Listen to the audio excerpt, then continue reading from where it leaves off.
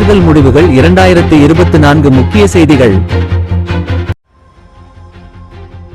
வாக்கு எண்ணும் மையத்திலிருந்து வெளியேறின நயினார். நெல்லை தொகுதியில் போட்டியிட்ட காங்கிரஸ் வேட்பாளர் ராபர்ட் ப்ரூஸ் 2 லட்சத்திற்கும் அதிகமான வாக்குகளுடன் முன்னிலை வகிக்கிறார். அவரை எதிர்த்து போட்டியிட்ட நயினா நாகேந்திரன் 1.50 லட்சம் வாக்குகளுடன் 2ஆம் இடத்தில் உள்ளார். இந்நிலையில் காலை முதல் வாக்கு எண்ணும் மையத்தில் இருந்து வந்த பாஜக வேட்பாளர் நயினார் திடீர்னு அங்கிருந்து வெளியே சென்றார். இதனால் பாஜக தொண்டர்கள் அதிர்ச்சி அடைந்துள்ளனர்.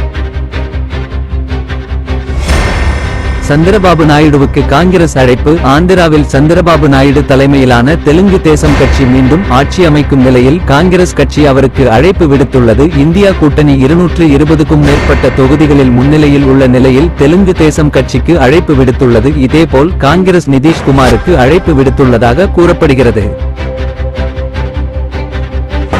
கேரளாவில் பாஜகவின் முதல் எம்பி நடிகர் சுரேஷ் கோபி. கேரளாவில் திருச்சி தொகுதியில் பாஜக வேட்பாளரும் நடிகருமான சுரேஷ் கோபி வெற்றி பெற்றார். அவர் தன்னை எதிர்த்து களம் கண்ட சிபிஐ வேட்பாளர் சுனில் குமாரை 71.00 வாக்குகள் வித்தியாசத்தில் வென்றுள்ளார். இதன் மூலம் அங்கு பாஜகவின் முதல் எம்பி என்ற பெருமையை பெற்றுள்ளார். 2014 மக்களவை தேர்தலில் 11.1 விழுக்காடு வாக்குகள் பெற்ற பாஜக 2019 தேர்தலில் 28.2 விழுக்காடு வாக்கில் பெற்று கேரளாவில் பலத்தை அதிகரித்து வருகிறது. நிதிஷ்குமாருக்கு இந்தியா அழைப்பு.